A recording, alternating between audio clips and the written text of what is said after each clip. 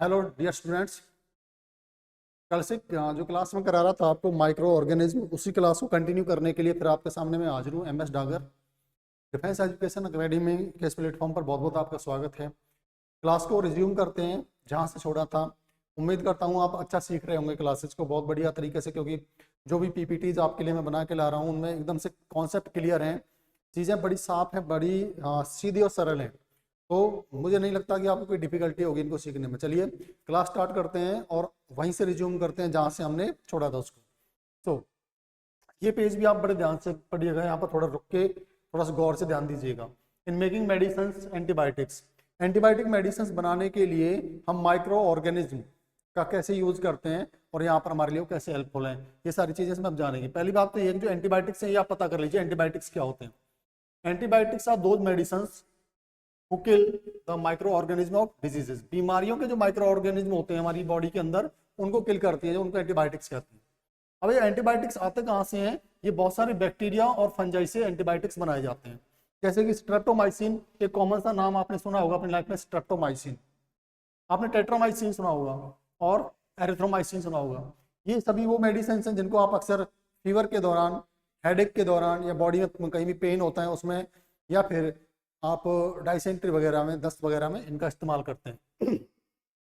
Antibiotics are mix with the feed livestock, जो हमारे पास जानवर होते हैं पालतू, उनके फीड में भी इनको मिलाया जाता है ताकि वो इन्फेक्टेड ना हो बीमारियों से। They are also used to control many plant disease, पौधों की डिजीज को से बचाने के लिए पौधों को भी ये एंटीबायोटिक्स दिए जाते हैं। Antibiotics are not effective against cold and flu, cold और फ्लू में ये इफेक्टिव नहीं होते। कोल्ड और फ्लू जैसी जितनी भी वायरसेस से होने वाली बीमारियां हैं उनमें ये अफेक्टेड नहीं होते। ध्यान रखना इस बात का, वायरसेस से होने वाली जो डिजीज हैं उनमें एंटीबायोटिक अफेक्टेड नहीं होते हैं।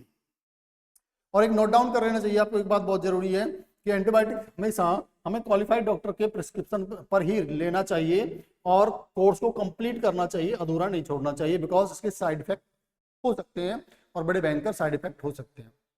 इसलिए डॉक्टर आपका क्वालिफाइड हो, वेल क्वालिफाइड, एक्सपीरियंसड हो और कोर्स कंप्लीट होना चाहिए। ये मेन कंडीशन होती है एंटीबायोटिक्स के केस में। आप आगे देख पाएंगे हार्मफुल माइक्रो ऑर्गेनिज्म। अब तक हमने ज्यादातर यूजफुल ऑर्गेनिज्म के बारे में पढ़ा है, अभी हम पढ़ेंगे हार्मफुल के बारे में। तो आपको पता ही होगा कि बहुत सारी बीमारियां इंसानों को, प्लांट्स को और एनिमल्स को होती हैं। इसकी वजह से माइक्रो ऑर्गेनिज्म यानी कि बैक्टीरिया, वायरस वगैरह, फंगस वगैरह से होती हैं। तो ये जो बीमारियां हैं इनको पैथोजेंस कहा जाता है।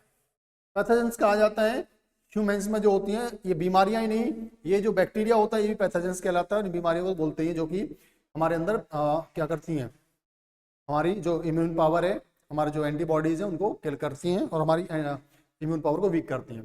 Pathogens enter our body through, ये 3 तरीके से हमारे बॉडी में एंटर कर सकते हैं। थ्रू ब्रीदिंग्स, जो हम सांस लेते हैं उसके थ्रू, वाटर के थ्रू जिसको हम पीते हैं, और जो हम खाना खाते हैं उसके थ्रू हमारी बॉडी में एंटर हो जाते हैं। कौन? पैथोजेंस यानी कि बीमारी के micro organism. They can also transmitted, ये वर्ड पे ध्यान दीजिएगा, ये ट्रांसमिटेड भी हो सकते हैं। मींस एक बीमार आदमी से दूसरे स्वस्थ आदमी में, जो फिट है इंसान, जिसको कोई डिजीज नहीं है, उसके अंदर एंटर कर जाते हैं, इसलिए इनको ट्रांसमिटेड डिजीज या फिर कम्युनिकेबल डिजीज कहा जाता है, जो कि आप अगली लाइन में देख पा रहे होंगे। Microbial diseases that can spread from infected person to healthy person through air, water, food और physical contact are called communicable diseases. ये वर्ड यहाँ पे ध्यान दीजिए, 2 वर्ड का मैंने इस्तेमाल किया, 1 word transmitted and second word is communicable. दोनों ही वर्ड्स का सेम मीनिंग है, यानी कि वे बीमारियां जो एक इंसान से दूसरे इंसान में या एक एनिमल से इंसान में, एनिमल से एनिमल में ट्रांसमिट हो जाती हैं, उन बीमारियों को कहा जाता है कम्युनिकेबल डिजीज और ट्रांसमिटेड डिजीज।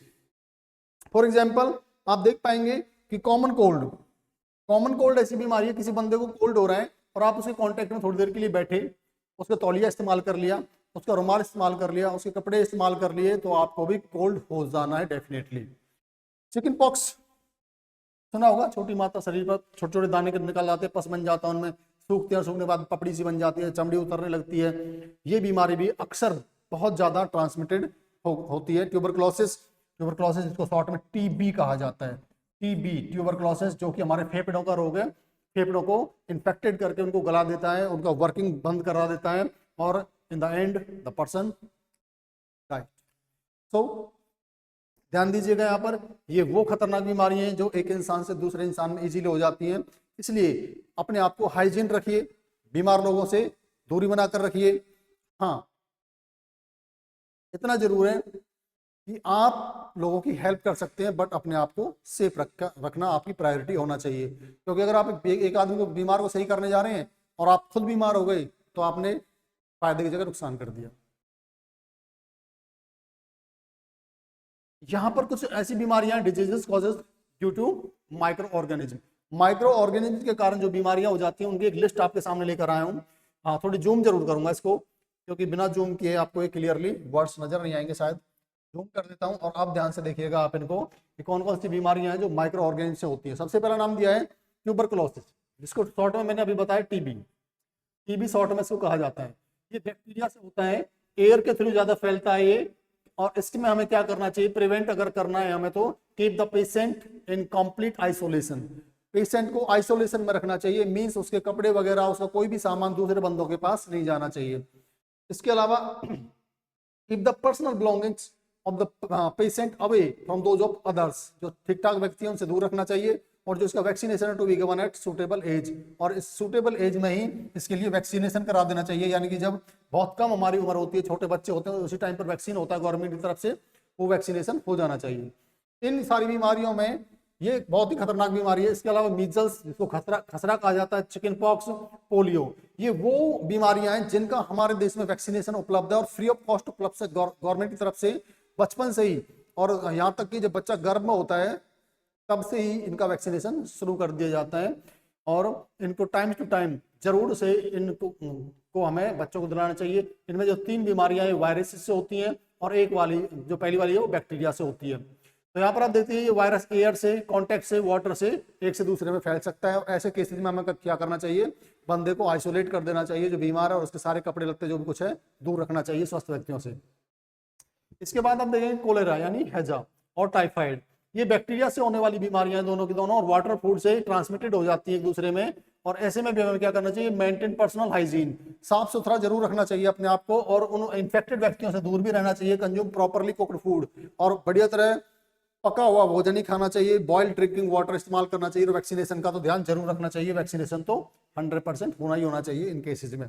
इसके अलावा हेपेटाइटिस बी, हेपेटाइटिस बी जिसको आप पीलिया भी कह सकते हैं, ये वायरस की वजह से होता है, वाटर के थ्रू फैलता है। और ड्रिंकिंग वाटर जो है ना बॉइल्ड होना चाहिए आपको, और वैक्सीनेशन टाइम पर जरूर होना चाहिए अगर आपको इन बीमारियों से बचना है। तो ये कुछ कॉमन डिजीज जो आपने अक्सर अपने आस पड़ोस में या आपकी फैमिली में या किसी ना किसी इंसान को जरूर हुई होंगी, और आपने देखा भी होगा कि किस तरह से इन केसेज में कैसे बचा जा सकता है। लेकिन अगर आप तक आपने इनके बारे में नहीं पढ़ा, नहीं जाना, तो जान लीजिए एक तो हाइजीन यानी सफाई रखना बहुत जरूरी होता है, और खाने पीने की चीजें आपकी एकदम से स्वस्थ साफ सुथरी होनी चाहिए, ताजा होनी चाहिए।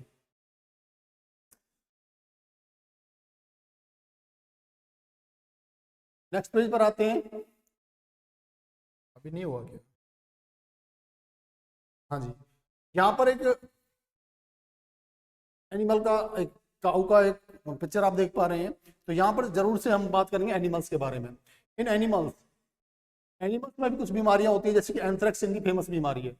होस्ट ह्यूमन कैटल्स, ज्यादातर ऐसे कैटल्स जो हम पशुपालन जिनका करते हैं, जैसे गाय भैंस बकरी, इनमें होता है।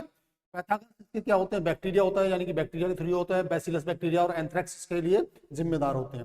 फुट एंड माउथ का डिजीज तो बड़ा फेमस है, जिसको आप कह देते हो मुंह पका खुरपका। मुंह पका खुरपका में क्या होता है, पशु के मुंह और खुर में छाले बन जाते हैं, जख्म हो जाते हैं, और वो खाना खाना बंद कर देता है, चलना बंद कर देता है, जिसकी वजह से बहुत सारे पशुओं की हर साल मौत हो जाती है। तो आप केवल ह्यूमन से नहीं, प्लांट से नहीं, एनिमल्स भी अफेक्टेड होते हैं बीमारियों से। इनकी भी केयर आपको जरूर रखनी चाहिए, क्योंकि आपके पालतू जानवर जो आजकल बड़े कॉस्टली आपको मिलते हैं, तो इससे आपका फाइनेंशियल हालत भी खराब हो जाती है। इसलिए इनकी भी आप प्रॉपरली ध्यान रखें, साफ सफाई रखें, और डॉक्टर से वैक्सीनेशन कराते रहें टाइम टू टाइम। इन प्लांट्स में कौन कौन सी बीमारियां होती है? Microorganism cause diseases in plants like wheat. गेहूं में बीमारी होती है, क्या होती है बताते हैं अभी। राइस में होती है, पोटैटो में होती है, orange, sugarcane, apple and others. तो डिजीजेस रिड्यूस द यील्ड, क्या होता है, जो आपकी फसल से पैदावार होने वाली थी वो पैदावार कम हो जाती है। They can be control by the use of certain chemicals which kill the microbe. तो बहुत सारे केमिकल बाजार में उपलब्ध होते हैं जो माइक्रोब को किल कर देते हैं, बीमारियों से देने वाले माइक्रोब्स को किल कर देते हैं, उनको लाकर आप अपनी फसल को बचा सकते हैं इन बीमारियों से। तो आप देखते हैं कुछ बीमारियों के यहाँ पर नाम दिए हुए हैं, जैसे सीट्रस कैंकर दिया हुआ है जो बैक्टीरिया से होता है। सीट्रस कैंकर जो बैक्टीरिया से होता है। नींबू का रोग है, नींबू देख रहे होंगे आप, ये जो पीला नींबू था इसमें दाग दाग पड़े हुए हैं और यहाँ से खराब होना शुरू हो गया है, ठीक है। तो इसको बोलेंगे सीट्रस कैंसर या सीट्रस कैंकर कहते हैं इसको, और ये बैक्टीरिया के कारण होता है, ज्यादातर एयर के थ्रू फैलता है। रस्ट ऑफ व्हीट, व्हीट में क्या होता है, रस्ट लग जाता है, मतलब देखा होगा आपने जब उसकी बालियां आती हैं तो काली पड़ जाती हैं या ब्राउन हो जाती हैं और राख की तरह हो जाती हैं, उनमें दाना बनता ही नहीं है, इसे बोलते हैं रस्ट ऑफ व्हीट। ये फंगस के कारण होता है, एयर और बीज की वजह से बट इसकी जिम्मेदारी होती है। और यहाँ पर आप देख पा रहे होंगे इस रोग को। येलो वीन मोजैक जिसको कहते हैं, ये भिंडी का रोग होता है, वायरस इसके लिए जिम्मेदार होता है और इंसेक्ट इसको फैलाते हैं, ये आप देख पाएंगे इस पिक्चर में यहाँ पर। तो बहुत सारे ऐसे रोग हैं जो हमारी फसलों को हो जाते हैं और फसलों में होने की वजह से हमारी पैदावार कम होती है, जिससे भी हमें फाइनेंशियल लॉस होता है। तो यहाँ पर भी आपको केयरफुल रहना होगा ताकि आपकी फसलें तंदुरुस्त हो सकें, हरी भरी हो सकें, ज़्यादा अच्छे से आप उनका क्या मेंटेन करके रख सकें और आपको मुनाफा दे सकें। फूड पॉइजनिंग, ये एक और इम्पोर्टेंट आज के टाइम में तो बहुत ही बड़ा फेमस हो गया, क्योंकि लोग शादी पार्टियों में जाते हैं, दबा के खाते हैं, सोचते नहीं है क्या खा रहे हैं, कब खा रहे हैं, कैसा खा रहे हैं। तो फूड पॉइजनिंग तो कॉमन सी बात हो गई है, आप इसको समझ लीजिए। Microorganism spoil our food, mostly cases में क्या होता है कि अगर कहीं पर आपने बासी भोजन कर लिया या ऐसा फूड इस्तेमाल कर लिया, ऐसा फूड खा लिया जिसको ऐसे आइटम से बनाया गया जो सड़ा हुआ था, गला हुआ था, जिसमें बैक्टीरिया एंटर कर चुका था, तो ऐसे केसेस में आपको फूड पॉइजनिंग होने के चांसेस बढ़ जाते हैं। तो spoiled food emits bad smell, पहली बात तो फूड खराब हो जाता है, उसमें से स्मेल आने लगती है, एंड इज बैड टेस्ट, उसका टेस्ट खराब हो जाता है, कलर चेंज हो जाता है। Spoiling of food is a chemical reaction, जब स्पॉइल हो जाता है फूड तो एक केमिकल रिएक्शन होता है, जिस केमिकल रिएक्शन में बैक्टीरिया इंक्रीज हो जाते हैं। Food poisoning could be due to the consumption of food spoiled by the some organism, microorganism जब इसको स्पॉइल कर देते हैं और फूड को आप खा लेते हैं तो आप बीमार होने निश्चित हैं। Micro organism that grow on food sometimes produce toxic substance, toxic मतलब जहरीले सब्सटेंस प्रोड्यूस करते हैं ये माइक्रो ऑर्गेनिज्म, और ये जहरीले जो सब्सटेंस है आपको बीमार कर देते हैं। These make the food poisonous, food जहरीला हो जाता है, जैसे आपकी बॉडी में जाता है तो आपको तरह तरह की बीमारियां देना शुरू कर देता है और यहाँ तक कि डेथ भी हो सकती है अगर आपने ऐसा फूड ज़्यादा समय तक या ज़्यादा लिमिट से बाहर कर लिया है तो। इसलिए ये डेंजर है, अपने आप को बचा के रखिए स्पॉइल्ड फूड से, चाहे आप बाहर खा रहे हैं या घर में खा रहे हैं, कोशिश करिए आप बासी ना खाएं, आप ताज़ा भोजन ही करें और ज़्यादा समय से या खुला हुआ रखा भोजन इस्तेमाल ना करें। फूड प्रिजर्वेशन की बात करते हैं, ये आज के टाइम में एक बहुत बड़ी नीड बन गई है। क्यों नीड बन गई? क्योंकि जनसंख्या दिनों दिन बढ़ती जा रही है, जनसंख्या बढ़ रही है तो लोगों की फूड की रिक्वायरमेंट भी बढ़ रही है और फूड की रिक्वायरमेंट को पूरा करने के लिए यहाँ पर हमें सतर्क रहना होगा और फूड को बड़े हिसाब से कंजर्व करना होगा। तो उस कंजर्वेशन के लिए हमें क्या करना होता है? Processing of food to prevent their spoilage and retain their nutritive value for longer period is called food preservation. सबसे पहले आपको फूड प्रिजर्वेशन है क्या उसका पता होना चाहिए। आप फूड को लंबे समय तक बनाए रखने के लिए जो प्रोसेस करते हैं उसी को हम फूड प्रिजर्वेशन कहते हैं। प्रिजर्वेटिव्स कौन कौन सी चीजें होती है हमारे पास? जो प्रिजर्वेटिव्स हैं उनमें हम ज्यादातर माइक्रो ऑर्गेनिज्म का यूज करते हैं और ये क्या होते हैं? Salt, sugar, edible acids, oils, ये चीजें हम डालते हैं जब अपने फूड के अंदर, तो जो उसमें बढ़ने वाले माइक्रो ऑर्गेनिज्म है ये उनकी संख्या को कम कर देते हैं, जिसकी वजह से वो लंबे टाइम तक सेफ रहता है। Food can be preserve using many methods, बहुत सारे मेथड से आप फूड को प्रिजर्व कर सकते हैं। उनमें सबसे पहला मेथड आता है केमिकल मेथड। अब केमिकल मेथड में आप क्या करेंगे? स्टैंडर्ड प्रिजर्वेटिव यूज करेंगे, जैसे कि आपको पता है स्टैंडर्ड प्रिजर्वेटिव यहाँ पर शुगर, सॉल्ट, एडिबल एसिड्स और ऑयल दे रखे हैं, एडिबल ऑयल्स एंड एसिड दे रखे हैं। तो स्टैंडर्ड के लिए यही चीज आपको दी गई, साल्ट यूज कर सकते हैं, ऑयल यूज कर सकते हैं, विनेगर यूज कर सकते हैं, शुगर यूज कर सकते हैं। हीट एंड कोल्ड ट्रीटमेंट भी आप कर सकते हैं, जिसे पॉस्चराइजेशन कहते हैं, जिसमें मिल्क में इस्तेमाल किया जाता है। मिल्क का पॉस्चराइजेशन किया जाता है, मीन्स उसको बहुत ज्यादा टेम्परेचर पे गर्म करके अचानक से उसको 0 डिग्री से भी नीचे टेम्परेचर पे ठंडा कर दिया जाता है, जिसकी वजह से उसमें मौजूद जो माइक्रो ऑर्गेनिज्म है वो मर जाते हैं, जो उस बैक्टीरिया है वो मर जाते हैं जो उसको स्पॉइल करते हैं। इसकी वजह से वो लंबे समय तक प्रिजर्व रखा जा सकता है। आगे हम देखते हैं स्टोरेज एंड पैकिंग। फूड का स्टोरेज और पैकिंग इस तरह से करना चाहिए ताकि वो लंबे समय से इस्तेमाल हो। जैसे कि आप देखते होंगे, आप बाजार से थैलियों वाला सामान खाते हैं तो उसमें क्या होता है? नाइट्रोजन भर के रखी जाती है खाने की चीजों के साथ में, और वो नाइट्रोजन क्या करती है? ऑक्सीडाइज नहीं होने देती है उस फूड एलिमेंट को, जिसकी वजह से वो लंबे समय तक चलता है। पॉस्चराइजेशन, अभी हमने चर्चा करी थी पॉस्चराइजेशन क्या है, और डिटेल्स में जान लेते हैं। पॉस्चराइजेशन क्या है? Pasteurised milk can be consumed without boiling as it is free from harmful microbes. ये ऐसा दूध है जिसको आपको बॉईल करने की जरूरत नहीं होती, आप डायरेक्ट इसको पी सकते हैं, क्योंकि ये बहुत ज्यादा टेम्परेचर पे ऑलरेडी बॉइल्ड होता है। कैसे होता है?